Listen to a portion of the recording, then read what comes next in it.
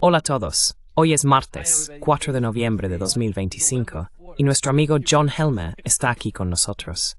Bienvenido de nuevo, John. Our friend John Helmer is here with us. Welcome back, John. Gracias. Gracias de nuevo, Nima. Un placer estar de vuelta. Sorry for being late. We have some sort of confusion with the time. Perdón por llegar tarde. Tuvimos algo de confusión con el cambio de hora. Ya sabes, la hora del este ha cambiado, y por eso estábamos un poco desorientados. Por favor, suscríbete y dale al botón de me gusta. Empecemos, John, con la estrategia rusa actual a medida que pasa el tiempo. Donald Trump, en su entrevista en Source Esta Minutes, dijo que ya no tiene más influencia sobre Rusia para ejercer más presión. ¿Hacia dónde vamos con Rusia y la estrategia de Trump? ¿Crees que Rusia está en proceso de cambiar o modificar su estrategia en Ucrania? In the process of changing, modifying its strategy in Ukraine. No, indeed. No.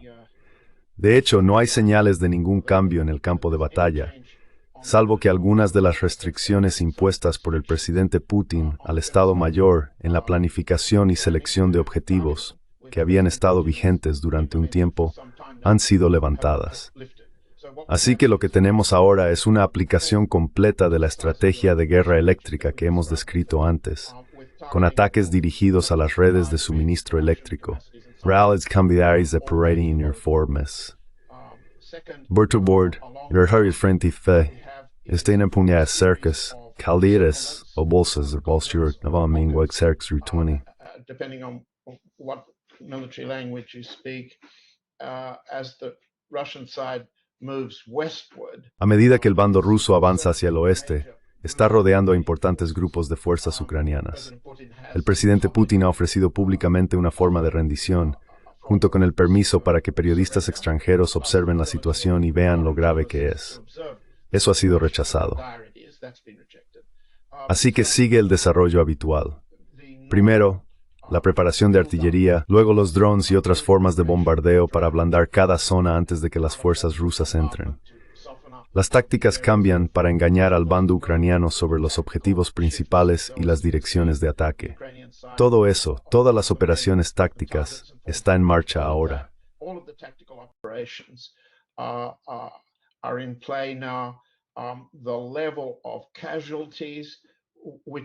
El nivel de bajas, que el Ministerio de Defensa informa diariamente, estés o no de acuerdo con las cifras, está aumentando entre un 10 y un 15% por semana.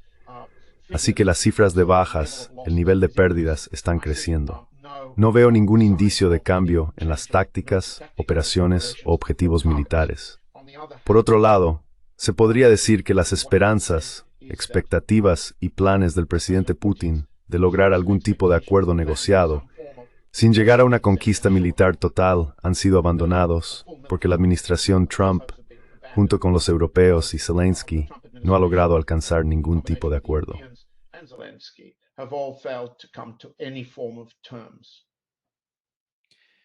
John, we had the meeting between Donald Trump and Xi Jinping. John, tuvimos la reunión entre Donald Trump y Xi Jinping, el presidente de China. Se pueden ver dos actitudes algo diferentes por parte de Xi y Putin. Teniendo en cuenta que Rusia está en guerra, que Occidente, de algún modo, está en guerra con Rusia, en Ucrania, llevan casi 4 años combatiendo a Rusia. Pero el conflicto entre China y Estados Unidos es principalmente económico. Se trata de aranceles y ese tipo de cuestiones.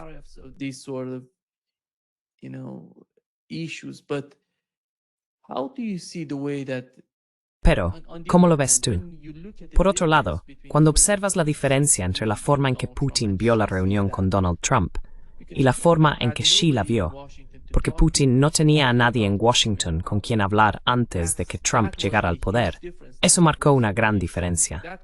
Esa podría ser la fuente de este tipo de, contraste. Si miramos a Putin y a Xi, Xi no estaba realmente entusiasmado con reunirse con Trump. Se puede ver en su comportamiento, pero fue diferente en el caso de la reunión entre Putin y Trump. ¿Cómo lo ves tú? ¿Cómo crees que Rusia percibe a Donald Trump? ¿Crees que esa percepción está cambiando en la mente de los rusos con el paso del tiempo? As time goes by, yes. But Con el paso del tiempo, sí, pero estamos hablando de distintos tipos de dominio en la escalada. on the one hand, Por un lado, se podría plantear la pregunta, privately, y se plantea en privado, no tanto en público, pero cada vez más desde la reunión de Busan entre Xi y Trump, Xi and Trump. de por qué Putin no corta a Ucrania de Polonia con la misma contundencia que convencería a Trump de llegar a un acuerdo, con la misma fuerza con la que el presidente Xi interrumpió el suministro de metales raros a Estados Unidos, lo que tuvo el efecto de provocar una retirada significativa de Trump respecto a todas las principales amenazas de guerra económica que había enumerado y comenzado a aplicar contra China. Ahora bien, por un lado, y lo has dicho, y gracias por decirlo, Nima, existe una diferencia significativa. Thank you for saying it, Nima. You have a significant difference. China is a dominant China es una potencia económica dominante y tiene una posición de dominio económico frente a Estados Unidos, hasta el punto de que podría amenazar con cierto grado de disrupción en la economía estadounidense, a través de los metales raros, otros bienes, efectos inflacionarios y así sucesivamente, algo que el presidente Putin y Rusia no poseen como potencia económica. on the other hand. Por otro lado, no cabe duda de que Rusia tiene una superioridad en la escalada militar en el campo de batalla, pero no la ha utilizado en la medida en que muchos piensan que el Estado Mayor se había propuesto. Aiming at ¿Y por qué el presidente Putin no ha ejercido el mismo grado de dominio en la escalada militar en el campo de batalla que Xi demostró ser capaz de ejercer en el campo de batalla de la guerra económica? he was capable of on the battlefield of economic warfare.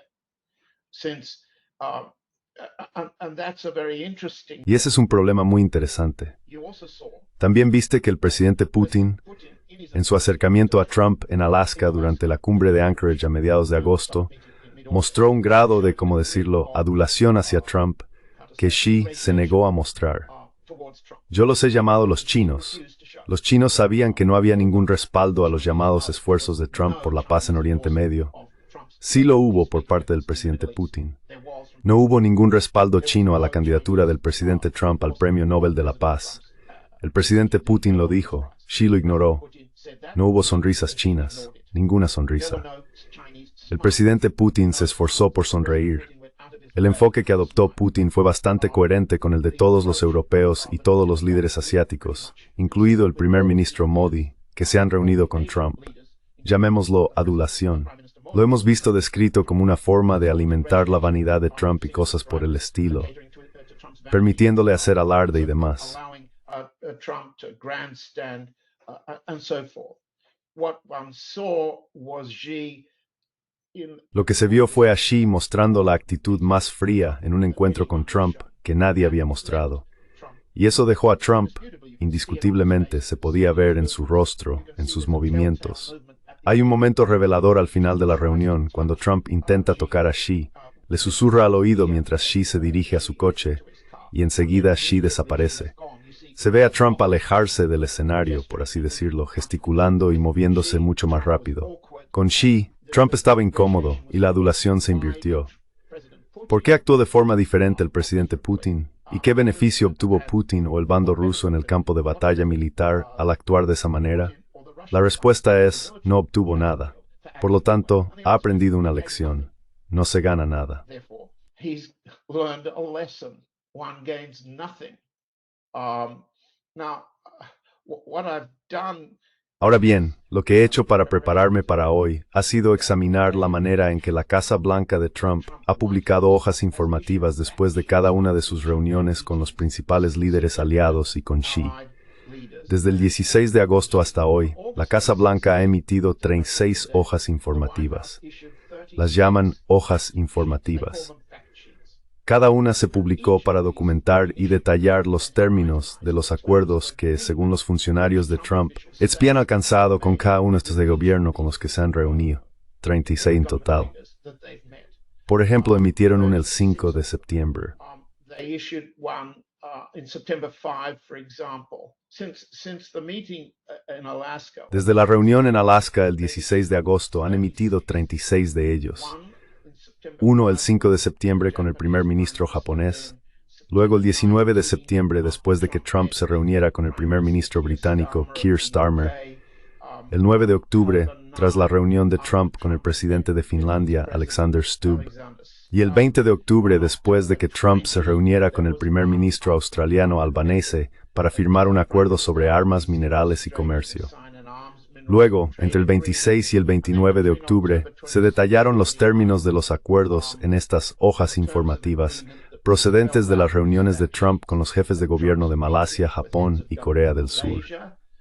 Finalmente, el 1 de noviembre, la Casa Blanca publicó una hoja informativa en la que expone lo que, según afirma, Trump y Xi acordaron en su reunión 48 horas antes.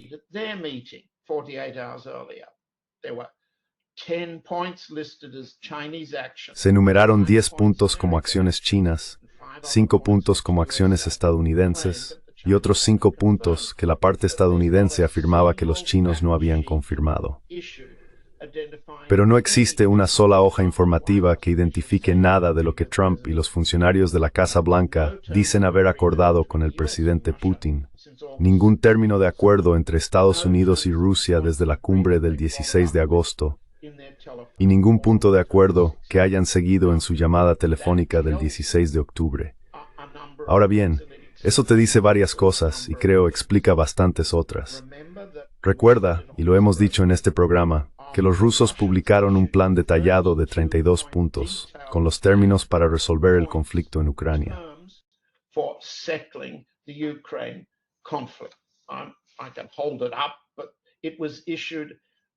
Puedo mostrarlo. Se emitió públicamente, publicado a comienzos de junio, justo antes de la última reunión entre la parte ucraniana y la parte rusa en Estambul.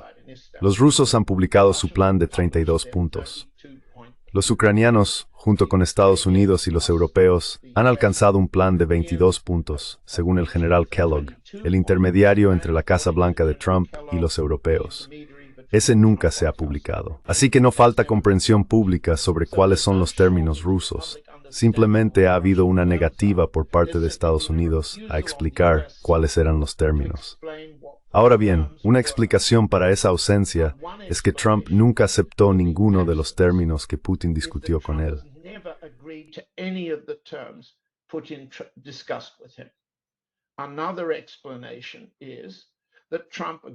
Otra explicación es que Trump estuvo de acuerdo con Putin y luego cambió de opinión. Una tercera explicación es que Trump vacila. No tenía intención de cambiar de opinión, pero fue persuadido para hacerlo por los aliados europeos y por algunos de sus propios subordinados en la administración, en el Departamento de Estado, el Pentágono y la CIA. Una cuarta explicación es que Putin ha tratado de mantener la superioridad en la escalada en el campo de batalla, al tiempo que permite que Trump parezca que él y los aliados europeos no están perdiendo la guerra. Una quinta explicación es la falta de intercambio de condiciones, la falta de divulgación pública y los constantes aparentes cambios de Trump hacia el lado ruso.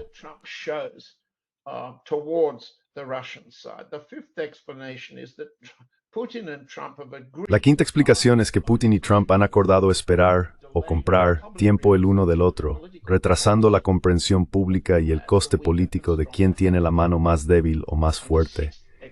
Y la sexta explicación es que todas las explicaciones que acabo de darte son verdaderas, más o menos al mismo tiempo.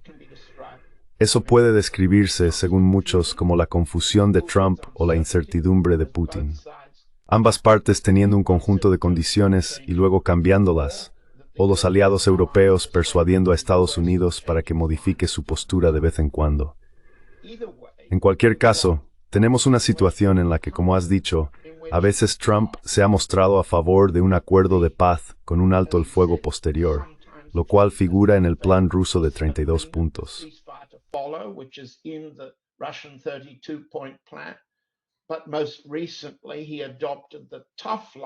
Pero más recientemente adoptó una postura más dura, calificando a Putin de tigre de papel y diciendo que la economía rusa se está derrumbando.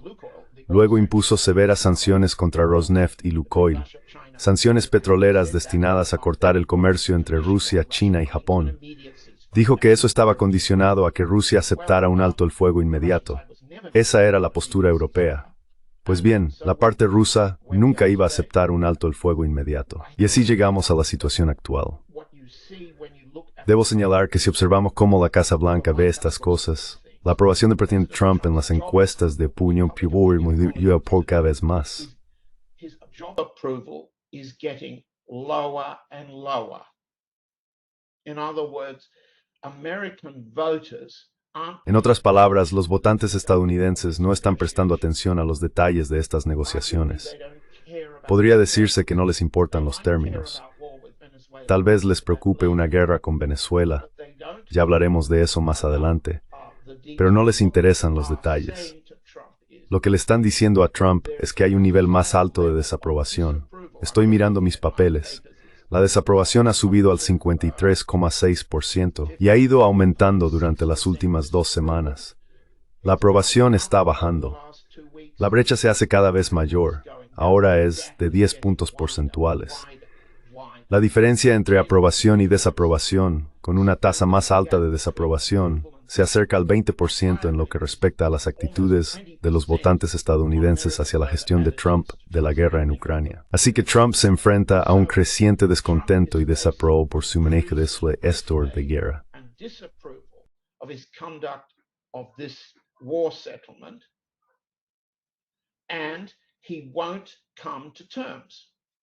Y no va a llegar a un acuerdo. Así que con respecto a China, se retiró rápidamente para salvar esencialmente los costes electorales, los costes de los votantes, la desaprobación que está aumentando dentro de Estados Unidos por la guerra acelerada contra China. Cree que puede salirse con la suya persiguiendo la guerra contra Rusia en el campo de batalla ucraniano, pero no puede. La desaprobación está aumentando, así que ha dejado caer insinuaciones de que Rusia debería terminar la guerra, quizás que debería dejarles luchar entre ellos. Y ha pasado a la idea no de que la economía rusa se esté desmoronando, o de que Rusia sea vulnerable a ataques con misiles de largo alcance y demás, sino más bien de que Rusia puede y debe terminarla rápidamente. Todas estas ideas que está expresando no abordan los términos, sino que dejan al presidente Putin mucho más libre para actuar.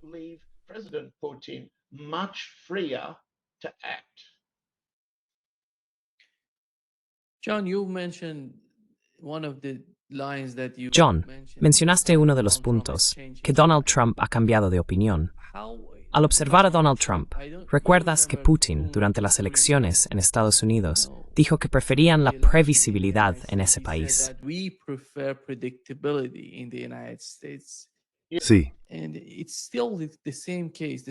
Y sigue siendo el mismo caso, el mismo problema con Rusia, en mi opinión. No saben cómo tratar con Donald Trump. No saben quién dirige Washington, ni cómo definen su principal objetivo en Ucrania. ¿Quién lleva las riendas en Washington? Pongámoslo así, no veo a Tulsi Gabbard dentro de ese círculo. Incluso J.D. Vance, en mi opinión, no está tan vinculado con lo que ocurre en Washington. ¿Quién está cambiando la opinión de Donald Trump y las políticas en Washington, si ese es el caso?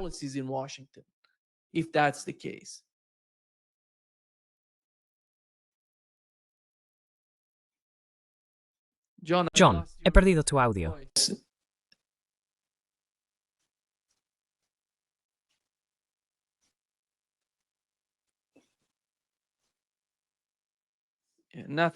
Nada.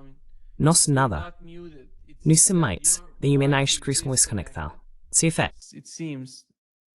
No está silenciado ahora mismo.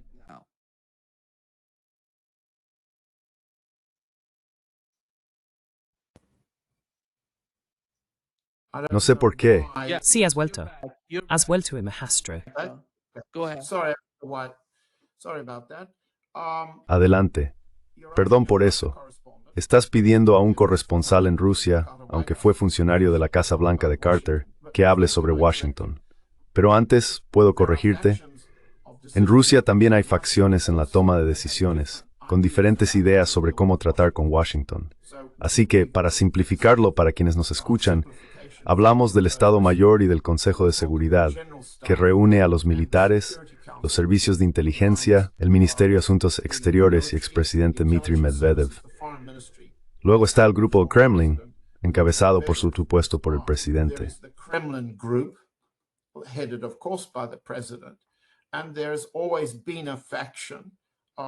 Y siempre ha existido una facción en el mundo empresarial, en el Banco Central y en otros lugares que quiere restablecer la normalidad en los negocios. Aquellos que no querían la guerra desde el principio, que no estaban preparados para proteger los activos de Rusia en el extranjero, que desean llegar a un acuerdo con Estados Unidos casi a cualquier precio militar o de seguridad, solo para recuperar los negocios tal y como los quieren. Así que una variedad de facciones. La facción empresarial está representada por Kirill Dmitriev, quien ha sido el emisario del presidente para tratar asuntos de negocios y transferencias de dinero, y ha negociado con Stephen Witkoff por parte de Estados Unidos.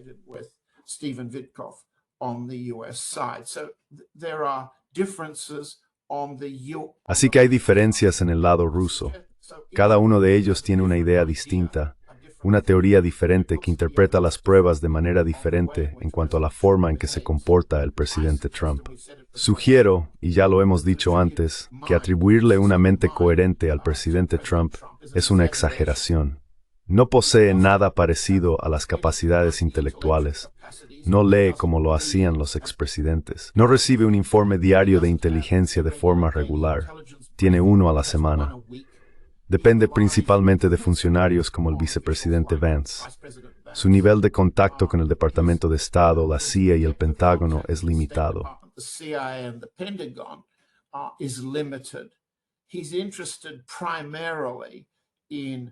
Está interesado principalmente en la presentación, en los votos, en ganar dinero, en un grado que ningún presidente anterior ha perseguido. Ganar dinero para su familia, ganar dinero con cada una de sus maniobras de política exterior, ganar dinero con y a través de Howard Lutnick, el secretario de Comercio, Stephen Witkoff, el asesor especial, Feinberg, el vicesecretario de Defensa y otros. Así que lo que les conviene son un par de cosas. Primero, cada uno de sus llamados esfuerzos de pacificación ha ido acompañado de una oportunidad de negocio y de compensaciones. Segundo, nunca pueden permitirse el riesgo de perder, ser derrotados o retroceder. Aunque lo sufrieron en Busan a manos del presidente Xi, no lo caracterizan de esa manera. La hoja informativa de la Casa Blanca, tal como la acabo de describir, indica 10 concesiones de China y 5 de Estados Unidos.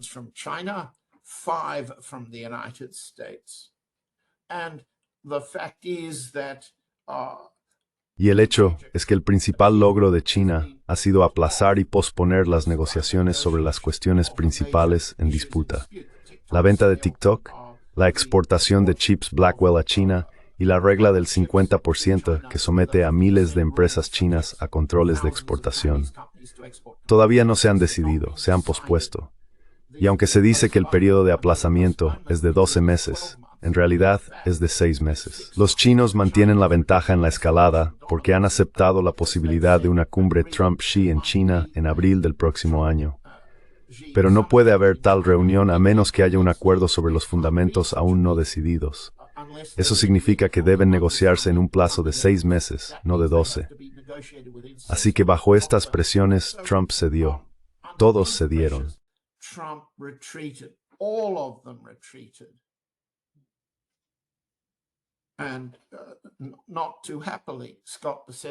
Y no muy contento, Scott Person, el secretario del Tesoro, anunció que los chinos habían cometido un error al aplicar su prohibición de metales de tierras raras a Estados Unidos. En realidad era al revés, pero da igual. Tu pregunta era, ¿cómo piensa la administración Trump y por tanto, cómo debería calcular la parte rusa? Sí, y la respuesta es que bajo la presión de la dominancia de la escalada por parte rusa, se retiraron. Huyeron. Cubrieron su retirada actual Cortiform Tour Point. Trump siguió a los demás en 1 hora y 40 minutos y until la retirada.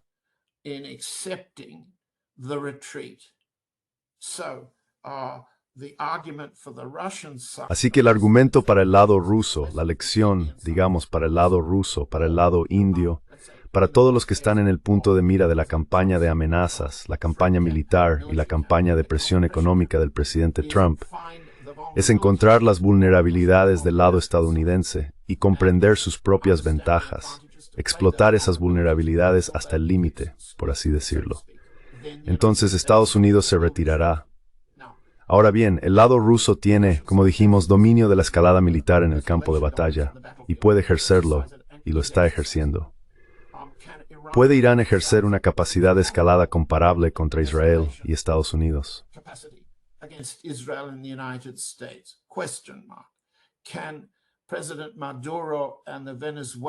¿Pueden el presidente Maduro y el gobierno venezolano desarrollar rápidamente una capacidad de defensa suficiente, por ejemplo, capacidad de defensa aérea, para amenazar al presidente Trump con un riesgo similar al de Bahía de Cochinos?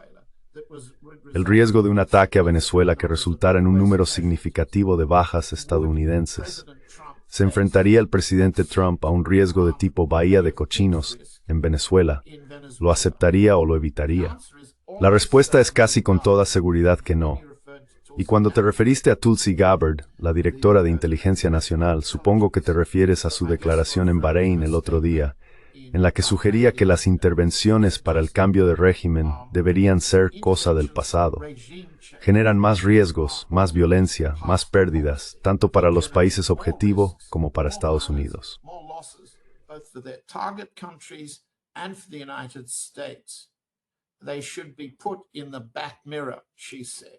Deberían quedar en el retrovisor, dijo ella. Ahora, observando cuidadosamente lo que dijo, es discutible que esté marginada tanto en lo que respecta al intercambio de inteligencia como a las operaciones que se han llevado a cabo en Venezuela. No reconoció lo que debe de ser su clara comprensión, que Trump ha admitido públicamente haber dado a la CIA la orden de llevar a cabo operaciones clandestinas para derrocar el régimen en Venezuela. Si se opone a ello, prácticamente lo dijo en Bahrein, pero esa operación lleva meses en marcha y hasta ahora no ha conseguido detenerla. En segundo lugar, existen dos puntos de vista rusos sobre cómo atacará a Estados Unidos a Venezuela. Uno es la vía encubierta, y parece ser esa la que Gabbard rechaza.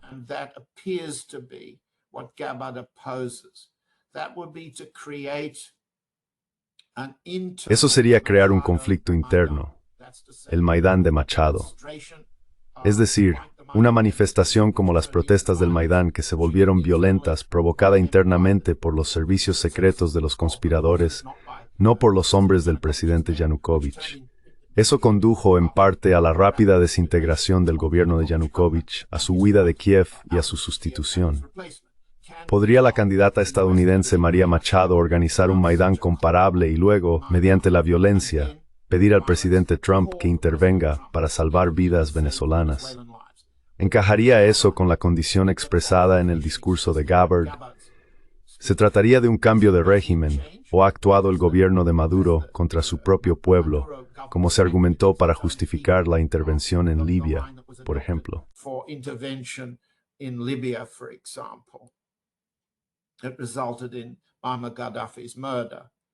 Eso resultó en el asesinato de Muammar el-Gaddafi, respaldado por Hillary Clinton, como todos recordamos. Ahora bien, recordemos que la postura oficial de Estados Unidos ha sido que Maduro encabeza un cartel de la droga. Estados Unidos no está ni constitucional ni operativamente en guerra con ese país. Actúa para salvar a Estados Unidos de un sindicato criminal, no de un gobierno. Ambas versiones, por así decirlo, son falsas en realidad y constituyen una evasión ilegal del intento de derrocar al gobierno. Se aplica la aparente falta de inclinación de Gabbard hacia el cambio de régimen a los individuos que utilizan un gobierno como tapadera para una operación de narcotráfico. Posiblemente no. Posiblemente no. Así que la otra versión rusa de lo que ocurrirá es aceptar que a Trump le gusta la aniquilación.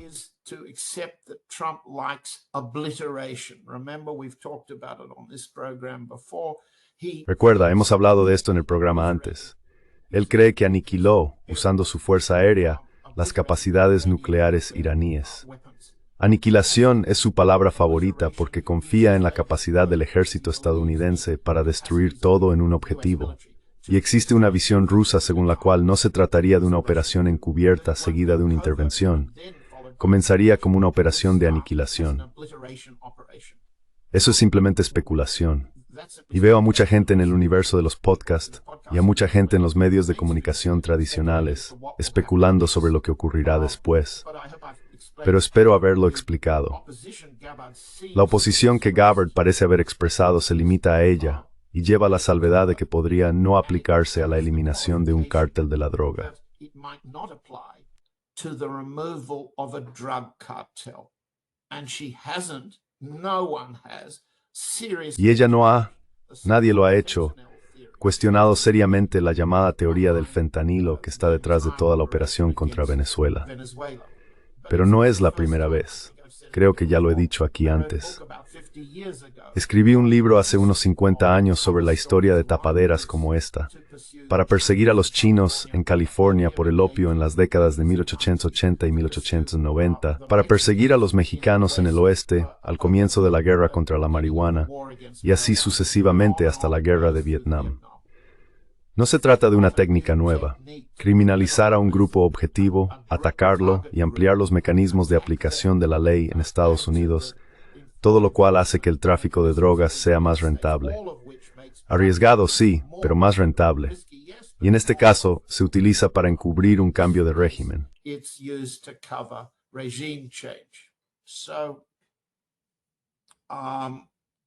Así que, no sé si estoy en mejor posición que nadie para decir si la comunidad de inteligencia, la CIA, comparte la falta de inclinación de Gabbard hacia una operación encubierta. Sin embargo, la incertidumbre ahora, creo yo, es si el lado ruso puede desarrollar con suficiente rapidez una mejora en la capacidad de Venezuela para generar un riesgo del tipo de Bahía de Cochinos. Y eso significaría una defensa aérea mejorada. Significaría una mejor inteligencia sobre la planificación de un Maidán de Machado. Significaría muchas cosas que siguen siendo secretas. Y no estoy en posición de decir cuál es esa capacidad.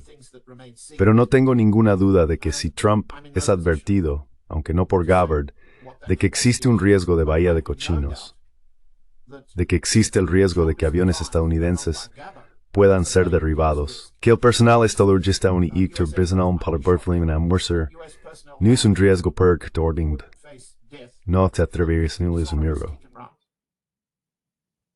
He would dare to run. John, we have just John, tenemos solo 3 o 4 minutos por la confusión anterior. Hemos perdido unos 15 minutos, y el próximo invitado está a punto de entrar. Pero antes de terminar, John, mirando la relación entre Irán y Rusia hoy, a Lavrov le preguntaron si habían enviado sistemas S-400 a Irán, y su respuesta fue básicamente que sí, aunque intentó presentarlo como no tenemos límites en este tipo de cooperación, en este tipo de asociación. ¿Qué tan profunda es ahora esa asociación entre Irán y Rusia en comparación con lo que era antes del ataque a Irán? comparing to what it was before the attack on Iran? No estoy seguro de entenderlo. Por un lado, ambos estamos de acuerdo, y tú irás más sobre esto que yo. Quiero saber cómo la guerra entre Irán e Israel ha asociación entre y Rusia.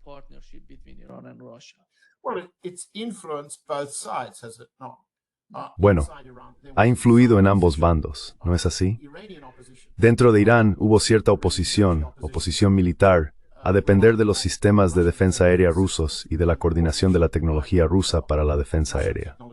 El resultado de la primera ronda, llamémosla la primera ronda de la guerra, ya que ni tú, ni yo, ni nuestro público creemos que la guerra contra Irán haya terminado, ni mucho menos, es la guerra entre Estados Unidos e Israel. Ahora, ante la segunda ronda, la oposición al aumento de la asistencia técnica rusa, defensa aérea, intercambio de inteligencia y demás, la resistencia a eso en Irán ha cambiado. La profundidad de la que habla el ministro de Asuntos Exteriores Lavrov está del lado ruso. La disposición a suministrar lo que la parte iraní ahora está dispuesta a aceptar y pagar, según parece.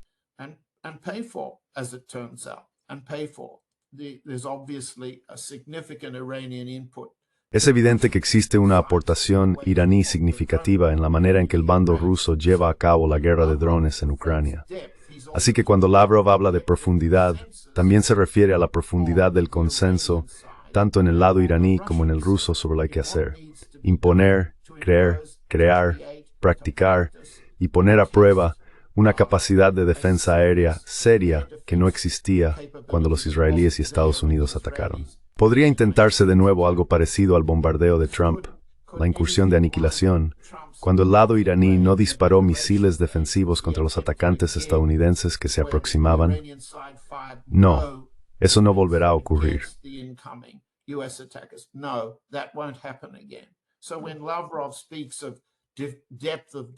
Así que cuando Lavrov habla de la profundidad de la defensa, básicamente está diciendo que si Estados Unidos intenta algo así de nuevo, se enfrentará a un nivel de defensa aérea que la Fuerza Aérea estadounidense probablemente no se atreverá a desafiar. Estados Unidos, la administración Trump personalmente, nunca asumirá el riesgo de Carter de que derriben aviones y una misión dentro de Irán fracase de manera tan espectacular como lo hizo la incursión de Jimmy Carter para rescatar a los rehenes en Teherán. Ese riesgo, como el de Bahía de Cochinos, pequeñas incursiones, grandes pérdidas, enorme coste político, es el tipo de riesgo que Trump nunca se atreverá a correr. Y creo que el presidente Xi demostró que el presidente Trump no es un tomador de riesgos. Esta es time o Grace Gangan.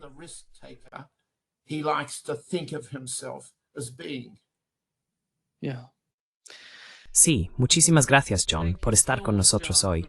Un gran placer, como siempre. Tengo a los otros invitados a punto de entrar. Muchas gracias, un verdadero placer, John. Gracias por invitarme, Nima. Nos vemos la próxima semana. Nos vemos. Adiós. See you. Bye-bye.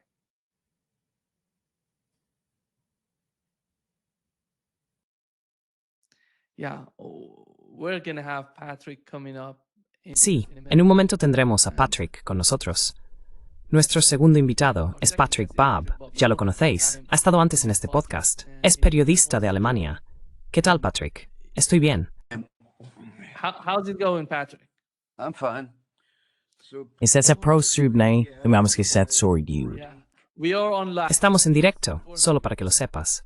Estamos al aire ahora mismo. Así que eso es importante para mí. Bien, tenemos que salir en directo. De acuerdo, empecemos. Yeah, exactly. Patrick. Sí, let me start exactamente. with the situation on Patrick, the battlefield. déjame empezar con la situación en el campo de batalla en Ucrania. Sabemos que Rusia está intensificando el conflicto. El presidente ruso anunció 2 nuevos misiles, Burevestnik y Poseidón, ambos de propulsión nuclear. También dijo que el misil Sarmat ya está operativo y que será enviado al campo de batalla pronto. ¿Cómo va eso? Observando hoy el campo de batalla en Ucrania, ¿crees que nos dirigimos hacia algún tipo de escalada que podría implicar el uso de los misiles Sarmat? Hemos sabido que el gobierno británico ha enviado misiles. Ahora mismo se me ha olvidado el nombre de los que enviaron recientemente a Ucrania. Y en Estados Unidos, el Pentágono ha autorizado al presidente a enviar misiles Tomahawk. Aún depende de la decisión de Donald Trump enviarlos realmente a Ucrania. Pero viendo lo que está ocurriendo, ¿cuál es tu opinión al respecto? Looking at what's going on, what's your take on that? Well, first of all, Bueno, ante todo, tengo que decir que la Federación Rusa y la OTAN están intensificando las tensiones de maneras diferentes. Los países de la OTAN lo hacen paso a paso, siempre un poco más, y luego observan cuál es el resultado. La Federación Rusa escala de otra forma. Espera, espera y espera, y en un momento dado responde con un golpe contundente. Esa es la diferencia. Y en Occidente no entienden esa diferencia. Se remonta a la experiencia del espacio y del vasto territorio. Es el país más grande del mundo. Y la estrategia siempre ha sido dejar que el enemigo entre en ese espacio, esperar al hielo y la nieve, al barro, y luego, en un momento determinado, cuando la situación sea más favorable para el propio bando, contraatacar con la máxima fuerza posible. for your own side, then strike back as hard as you can. And this is a difference. Y esta es la diferencia. Occidente está volviendo a escalar paso a paso, y Putin está mostrando a Occidente lo que ocurrirá. Esto es disuasión nuclear, lo que significa que están dispuestos a escalar hasta el último punto, la destrucción nuclear de Europa. Bien, echemos un vistazo al frente. Eso deja clara la situación. En un frente de 1.400 kilómetros, las tropas rusas están avanzando. Pokrovsk está cercada. En el norte, en Manifiesto Ucranian Minsk-Valsen-Obersung. It manifiesto grosver in dit gemangenud, Grung du Strigures Detsmite. They want to destroy the enemy. And according to a leak of Russian Según una filtración de expertos informáticos rusos, hackers del Estado Mayor ucraniano, vemos un número de soldados ucranianos muertos y desaparecidos que supera los 1,7 millones de personas. Creo que esta información es fiable. Estimaría las pérdidas rusas en algún punto entre 100.000 y 200.000, probablemente alrededor de 150.000 a 170.000. Esto está relacionado, en mi opinión, con el gran poder de la artillería, los drones y los misiles, y en estos ámbitos la Federación Rusa es mucho más fuerte que Ucrania. Espero que el frente ucraniano se derrumbe en la primavera del próximo año y que ese sea el fin del Estado ucraniano. Este Estado será dividido. And this is the end of the Ukraine state. This state will be divided. A western part and an eastern part. Una parte occidental y una parte oriental, y el ejército ruso está alcanzando ese objetivo. Está teniendo mucho éxito y Occidente está bajo presión. Eso deja la situación clara. Lo que Putin le dijo a Occidente al mostrar esas armas es: estamos preparados para una escalada nuclear. Si queréis jugar duro, lo haremos. Somos el país más grande del mundo. Tenemos la mejor posibilidad de sobrevivir a una escalada nuclear en Europa. Y esto pone a Trump bajo presión. Pensó que podría llegar a un acuerdo, un alto el fuego rápido. Pero la Federación Rusa quiere abordar las raíces más profundas del conflicto, y los objetivos de la Federación Rusa no son un alto el fuego. Are not ceasefire.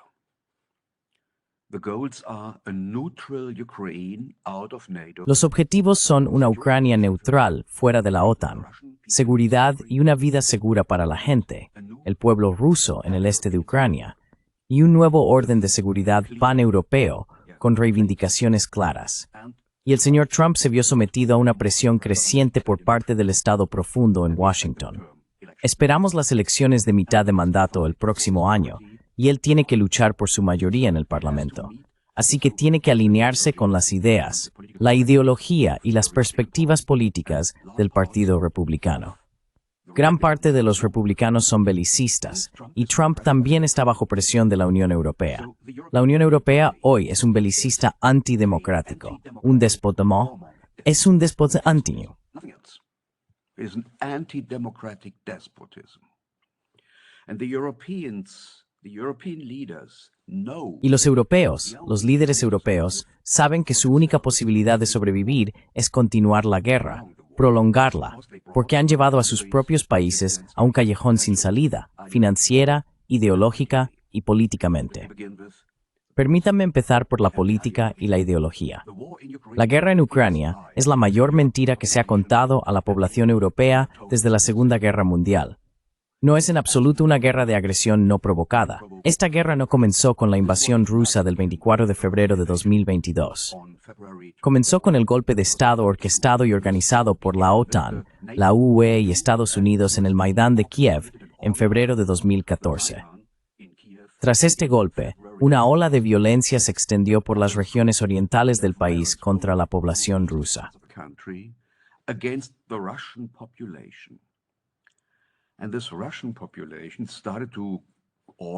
Y esta población rusa empezó a organizar milicias de autodefensa.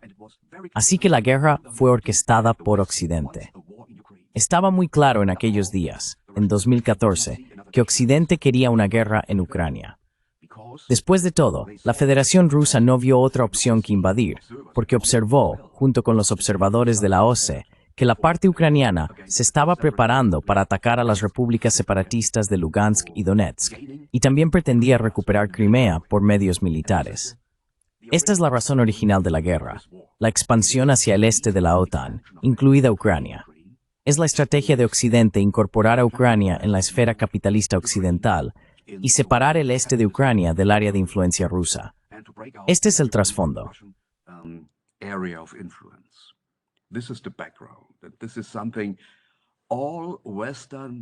Esto es algo sobre lo que todos los medios occidentales están mintiendo. Están mintiendo a su propia gente. Y mientras sigamos mintiendo, no encontraremos un camino hacia la paz. Las élites europeas saben que han llevado a sus países a una situación de pérdidas totales cuando llegue el momento de pagar el coste de la guerra. Muchos países europeos se enfrentarán a la bancarrota. Eso está muy claro. Así que la única manera de salvarse es mantener la guerra en marcha. Ese es el trasfondo. Políticos como el canciller alemán Friedrich Merz no son más que correas de transmisión de la industria financiera estadounidense. La refinanciación del Estado alemán mediante créditos y obligaciones de deuda depende de la industria financiera de Estados Unidos, por lo que es completamente lógico lo que está haciendo. Está ayudando a su antiguo empleador, BlackRock. Nada más. Employer, BlackRock, nothing else. And the cost doesn't matter. Y el coste no importa.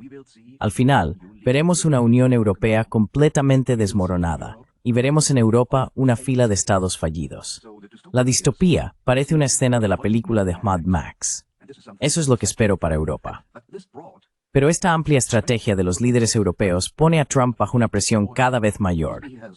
Tal vez tenga a su lado a unas 2.000 personas, hombres y mujeres, en la administración, pero toda la administración cuenta con alrededor de 250.000 de personas.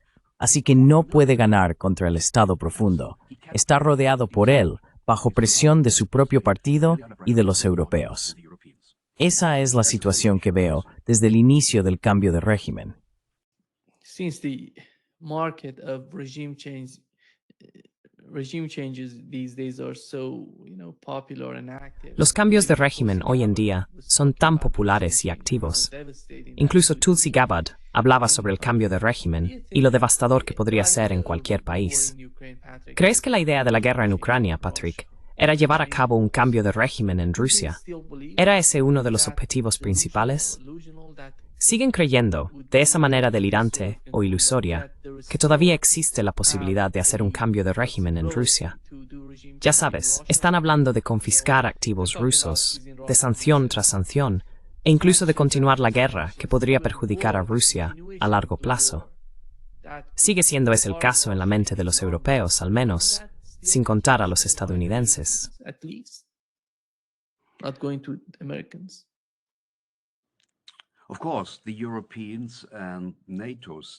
Por supuesto, los europeos y los estados de la OTAN intentaron provocar un cambio de régimen en Rusia para conseguir un líder o presidente más favorable a Occidente, para abrir el mercado ruso y apropiarse de los recursos de la Federación Rusa, de los minerales de la Federación Rusa.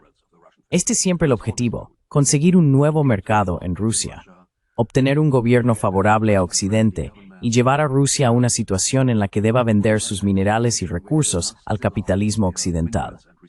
Pero esta estrategia fracasó. Fue una completa falta de comprensión de la situación, y la razón de ello es que la mayoría de los políticos occidentales no conocen Rusia. No tienen idea de lo que es, ni de la potencia industrial de este país. Y así, la estrategia fracasó, y las sanciones fracasaron por completo, por varias razones.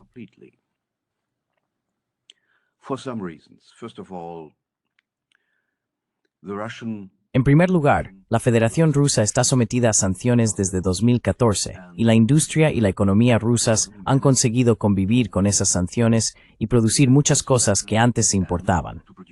En segundo lugar, más de 150 países mantienen relaciones con la Federación Rusa porque necesitan las exportaciones rusas para sus propias economías. Es completamente necesario.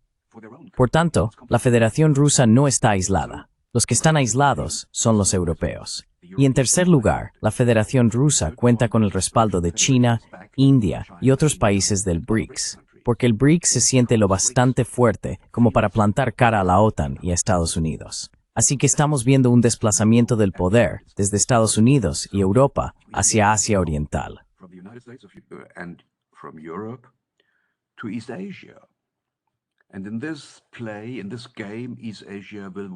Y en esta obra, en este juego, Asia Oriental ganará porque allí viven 3 o 4 mil millones de personas, muchas más que en Europa o en Estados Unidos.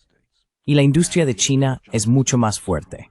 Esto tiene su origen en los procesos de desindustrialización, especialmente en Estados Unidos hace décadas. Así que al final, la estrategia occidental fracasó por completo. Según el historiador francés Emmanuel Todd, vemos en la guerra de Ucrania una situación en la que ninguna de las partes puede retroceder. La Federación Rusa libra una guerra de decisión. No puede aceptar que a solo 500 kilómetros de Moscú se desplieguen misiles estadounidenses. Y Occidente no puede dar marcha atrás, porque eso sería una señal mundial del declive y la impotencia de Occidente. Y esa es la situación a la que nos enfrentamos ahora. And that's the situation we are facing right now. I think many of us don't understand how the Creo que muchos de nosotros no entendemos cómo ve Occidente el conflicto en Ucrania, porque si observas a las personas que lo defienden, has mencionado al Estado profundo en Estados Unidos, el principal problema para ellos, en mi opinión, ahora mismo es el siguiente. Si nos llevamos bien con Rusia, si encontramos algún tipo de solución con Rusia en Ucrania, eso significaría que China se apoderaría de Ucrania. Ya sabes, Taiwán. Y si me enviando a señalar into a greatly temido change, me choose no como llegar a un compromiso con Rusia. ¿Es así, Patrick? Is that the case, Patrick? Does that have anything to do with ¿Tiene eso algo que ver con la realidad? Porque Rusia y China son mucho más racionales. Miro a China hoy en día. Saben lo que quieren con Rusia, con Occidente. Y están apoyando a Rusia en el conflicto en Ucrania porque saben que si algo malo ocurre en Ucrania en contra de Rusia, ellos serán los siguientes. ¿Cuál es tu comprensión de uno de los principales objetivos por parte de Occidente? Que si llegan a un compromiso con Rusia en Ucrania, entonces tendrían que hacer lo mismo con China en Taiwán. ¿Es así? This is something the former. Esto es algo que el antiguo comandante de las tropas de la OTAN en Europa, el general Breedlove, nos dijo allá por 2014. Tenemos que vencer a la Federación Rusa en suelo ucraniano para mostrar a Pekín que somos lo bastante fuertes y que lucharemos contra cualquier estado que intente enfrentarse a Estados Unidos como la única superpotencia del mundo. Pero las cosas han cambiado. China hoy es mucho más fuerte. Y Taiwán forma parte de China. Tras la guerra civil en China a finales de la década de 1940, el dictador general Chiang Kai-shek huyó a Taiwán. Fue una guerra civil muy sangrienta y nadie en China la ha olvidado. Occidente sí la ha olvidado. Así que Taiwán forma parte de China y Estados Unidos hoy quiere convertir a Taiwán en un estado independiente, lo cual no es. Forma parte de China.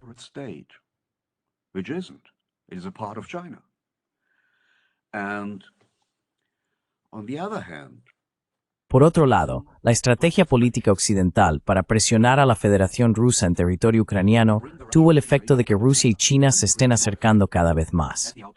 Es cierto que tienen dificultades entre sí, eso está muy claro, pero Pekín necesita a Rusia como reserva mineral en el norte y no quiere un estado débil influido por Estados Unidos en su frontera septentrional. Por eso, apoyarán a Rusia todo el tiempo que sea necesario. Al mismo tiempo, las empresas chinas están fuertemente invertidas en Ucrania, especialmente en las regiones de Tierra Negra. No estoy seguro, pero alrededor del 5% del petróleo de Ucrania pertenece a China, así que quieren la paz para beneficiarse y obtener un retorno de esas inversiones, pero no en los términos de Occidente, sino en los de Rusia. Y ahí está la diferencia. Sin expansión de la OTAN hacia el este, una Ucrania neutral que mantenga relaciones con muchos países.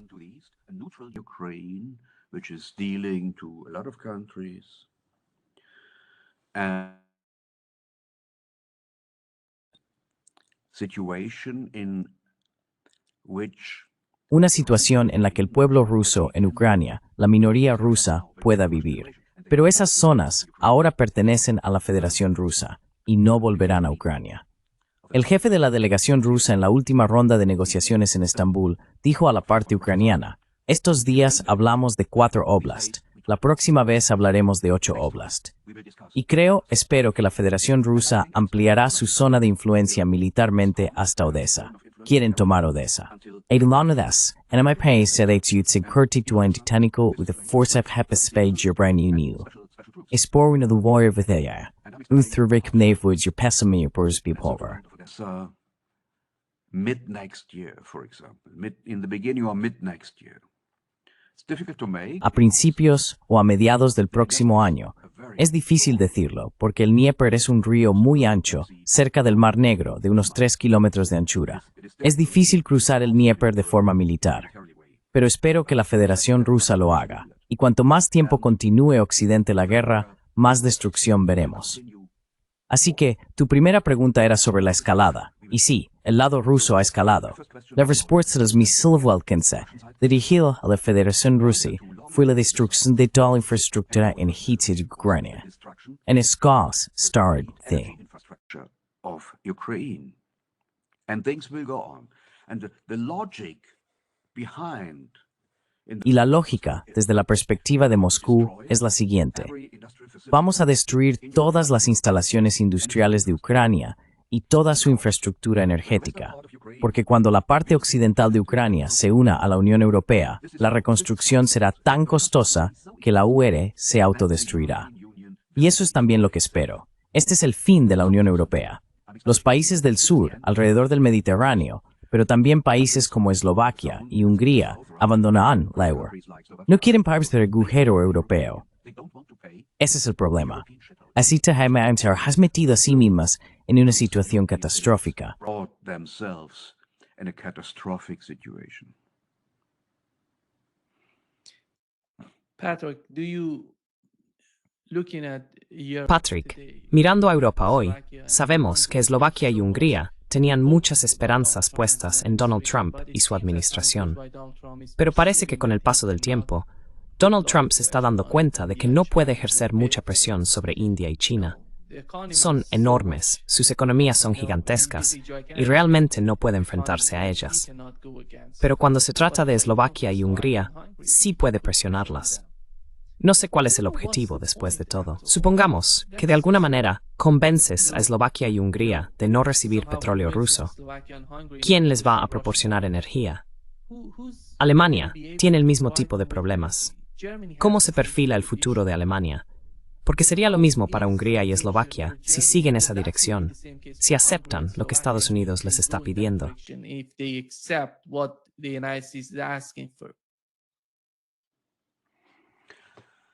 In a global perspective,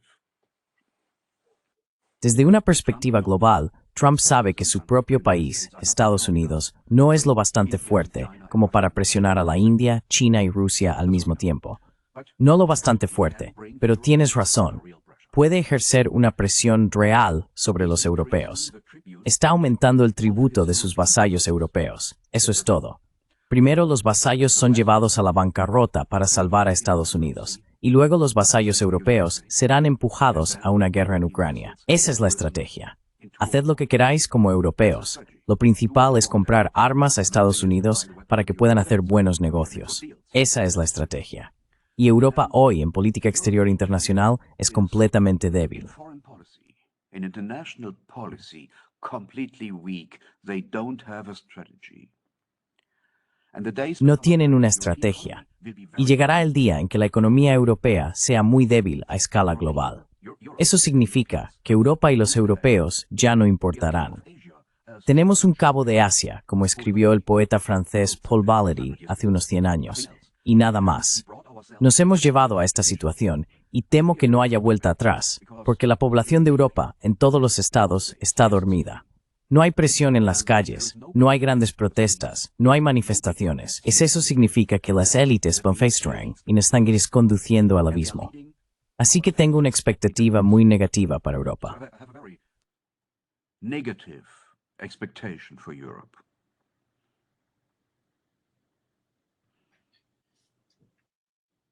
Do you feel when it comes ¿Crees to que, conflict en lo que respecta al conflicto en Ucrania, Europa tiene, o siquiera está pensando en, una estrategia a largo plazo allí? Mencionaste Odessa. Si Odessa desaparece, eso sería el fin de Ucrania. No veo ningún tipo de futuro, porque todavía hay tiempo. Donald Trump y su administración, junto con los europeos, tienen tiempo para salvar Odessa, para crear algún tipo de, ya sabes, acuerdo para Odessa, que pueda ayudar a Ucrania, a la parte occidental de Ucrania, a mantenerse conectada con el Mar Negro. Pero si Odessa desaparece, eso sería el fin de Ucrania. ¿Está Europa poniéndose en la misma posición que Ucrania, convirtiéndose, ya sabes, en un estado aislado sin conexión con el Mar Negro? ¿Hasta qué punto puede Europa realmente apostar por lo que está ocurriendo en Ucrania? How big Europe is able to bet on what's going on in Ukraine? So it is a fight of survival on different front lines. Así que es una lucha por la supervivencia en diferentes frentes. And you mentioned the other front line. Ucrania es el frente principal, y mencionaste otro, Taiwán. And the next front line is También está la región del Cáucaso, y la siguiente línea del frente es el Mar Báltico. Creo que la OTAN quiere llevar esta guerra a una escala mayor. La OTAN quiere escalar en el Mar Báltico, y los europeos están intentando provocar cambios de régimen, por ejemplo, en Georgia, en la región del Cáucaso y en Moldavia. Por otro lado, están haciendo todo lo posible, pero no pueden entender que van a perder. Ahora hemos llegado al 19º paquete de sanciones, y todos esos paquetes han acabado como un boomerang. La reacción fue muy fuerte, y la Federación Rusa no se vio gravemente afectada por esas sanciones. Hacer lo mismo una y otra vez y esperar un resultado diferente. Esa es la definición de locura. of mental madness. And I think what we see is Creo que lo que vemos es una élite degenerada, una élite completamente incapaz de liderar. Mira a Starmer o a Macron. Estas personas simplemente no son capaces de dirigir un país, pero la gente está dormida. Vladimir Ilich Lenin escribió hace más de 100 años que las revoluciones ocurren cuando las clases altas no pueden continuar y las clases bajas no quieren continuar. Hoy en Europa estamos en una situación en la que los de arriba no pueden seguir. Están en un callejón sin salida total. Pero los de abajo, la gente común, todavía quieren seguir adelante. Quieren continuar, aunque estén en un estado de fatiga, de locura o de algo más. No puedo explicarlo del todo. La gente es incapaz de luchar por sus derechos. Y si no quieres hacer algo contra los belicistas, acabarás en primera línea. Ese será el destino, y sí, el futuro, de la población alemana. this will be the future of the German population.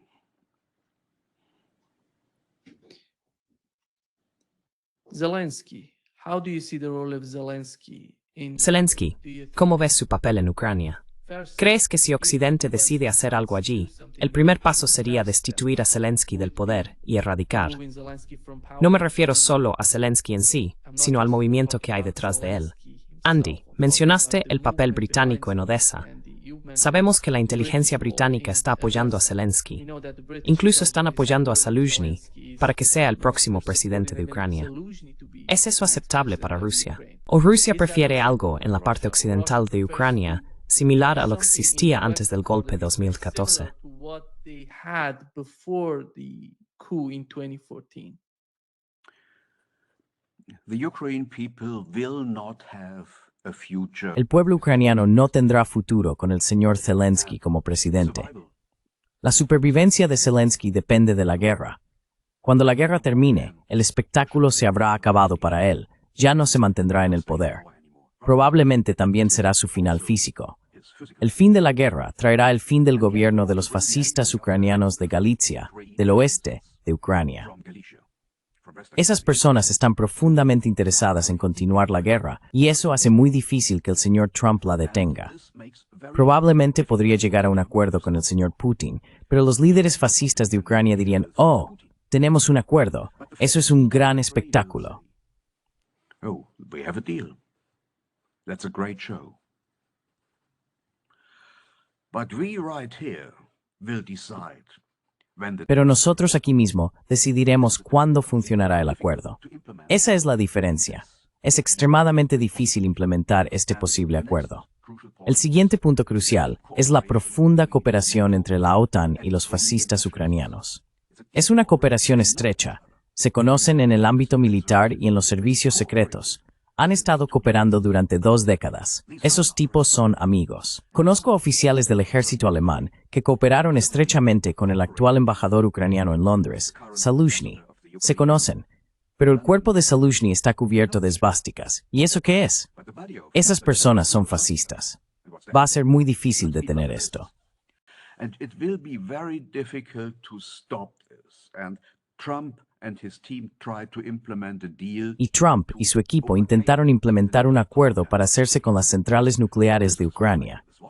Era una idea inteligente, aunque no vaya a suceder, quitar el almacenamiento nuclear a los fascistas ucranianos. Era una idea inteligente, pero no funcionará. Con las centrales nucleares, los fascistas ucranianos pueden chantajear a todo el mundo. Están sentados sobre materiales nucleares. Así que fue muy fácil entrar en esta guerra y será muy difícil dejarla atrás. Muy difícil. Esa es la situación, porque la existencia y el poder de muchos grupos políticos dependen de la continuación de la guerra. No estamos hablando del pueblo ucraniano. We don't talk about the Ukraine people. Ukraine started in the Ucrania se independizó en 1991 con una población de 52 millones. Y según un antiguo asesor del gobierno ucraniano, la población actual ronda los 20 millones. Ucrania ha perdido más de 30 millones de personas en 3 décadas. Así que algo debe de estar mal en este estado. Esto no es una democracia de ningún tipo. No estamos luchando por los valores occidentales. Esto es una dictadura militar, peor que la Federación Rusa u otros países. Esa es la situación. Occidente está traicionando sus propios valores supuestamente defendidos. Y esto no es más que una lucha entre un mundo unipolar, liderado por Estados Unidos y todas las fuerzas que quieren construir un mundo multipolar. Y esas fuerzas que luchan por un mundo multipolar vencerán. who are fighting for a multipolar world will win. Patrick, the western part of Ukraine, Patrick, la parte occidental de Ucrania, si pierden Odessa, sabemos que en el oeste tienen varias facciones, varias minorías, rumanos, húngaros, polacos. ¿Está Europa considerando ese escenario? Si ocurre algo en esa dirección, perder Odessa, Mykolaiv, avanzar hasta Kharkov, ¿es Europa capaz de soportar toda la presión, toda la carga que vendría de Ucrania hacia Europa? Donald Trump ya no se preocupa por Ucrania. Está en proceso de trasladar toda la carga de la guerra en Ucrania a los europeos. Y no se ve ningún tipo de objeción por parte de los europeos ante eso. ¿Cómo es posible? ¿Cuál es su comprensión de Ucrania a medida que pasa el tiempo? What is their understanding in Ukraine as time goes by? I think the Ukraine will be split up. Creo que Ucrania se dividirá en un futuro próximo en 2 partes. Una parte oriental con Rusia y una parte occidental más cercana a Occidente. Pero no sé dónde veremos la línea divisoria. Posiblemente alrededor de Odessa, no estoy seguro. Lo que sí sé es que hay muchas personas en Kiev y Odessa que están esperando a que las tropas rusas las liberen. No quieren vivir bajo la dictadura del señor Zelensky. Y creo que la parte occidental de Ucrania podría acabar perteneciendo a Polonia. En ese caso, Galicia, o partes de Galicia, según sea el caso, se convertiría de repente en parte de la OTAN y de la UE. Y posiblemente esa sea una forma de que la Unión Europea sobreviva. And possibly this is a way of survival of the European Union. I don't know. But they have to pay the cost. No lo sé. Pero tienen que pagar el coste de la guerra, el coste de las armas y el coste de la reconstrucción. Y creo que esto supera con creces el $1 billón. Entonces, ¿quién pagará eso? Significa que todo el dinero de la UM irá a Ucrania para la reconstrucción. Y los agricultores de Polonia, por ejemplo, o de Francia, no recibirán nada. Puedo imaginar que, en tal caso, podríamos acabar con disturbios civiles en varios países de la Unión Europea. No quiero eso. Vivolesno. En situación que se praise en sypień tipo Mad Max para I Europa. think the realistic scenario is Mad Max for Europe. No. The division, is there any sort of division? ¿Existe algún tipo de división entre Alemania, el Reino Unido y Francia en lo que respecta a Ucrania? ¿O parten de la misma mentalidad?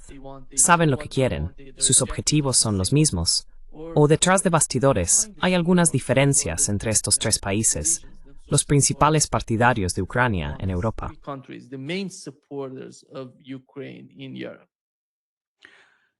This coalition of the willing Esta coalición de los dispuestos pensó, a principios de 2022, que podría poner de rodillas a la Federación Rusa mediante una combinación de envíos de armas a Ucrania, sanciones y aislamiento diplomático y político. Pero nada funcionó. Solo ganaron la guerra de los relatos, y únicamente en Europa y Estados Unidos, en los países de la OTAN, no en el resto del mundo. Todos en Rusia, China, India, Bangladesh, Sudáfrica, Brasil y América Latina saben de qué trata esta guerra.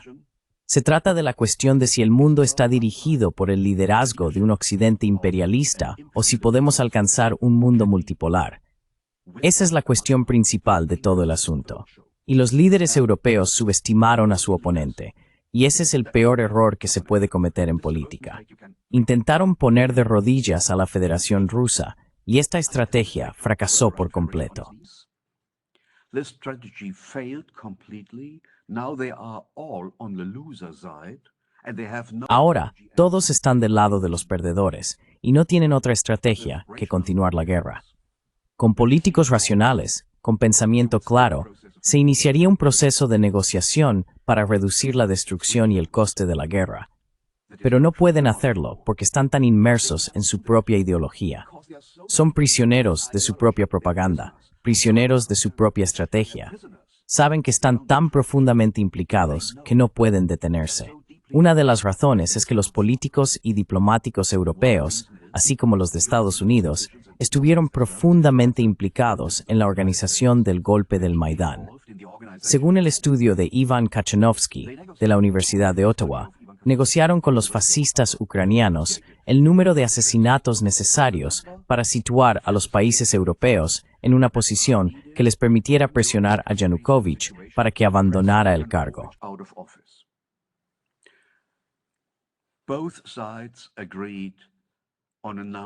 Ambos bandos acordaron un número de cientos de asesinatos, y así es como funcionaba. Eso significa que algunos líderes europeos deben ser llevados a prisión. Esto es un acto criminal. Formaron parte de una matanza, de un asesinato en masa, y lo saben. Esos políticos siguen en el cargo y no pueden retroceder. Tienen que continuar la guerra porque todas sus mentiras saldrían a la luz pública. Y eso sería el final político, probablemente también el personal, de esos políticos. Esa es la razón más profunda.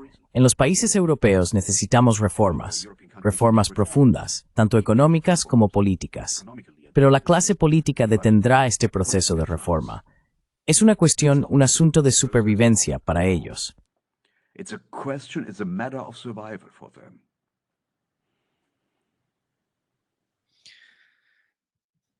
Muchas gracias, Patrick, por estar en Safe Hawkins hoy. Absolutely, my pleasure, as pleasure to always. join you. Thanks very much for the invitation. Un gran placer.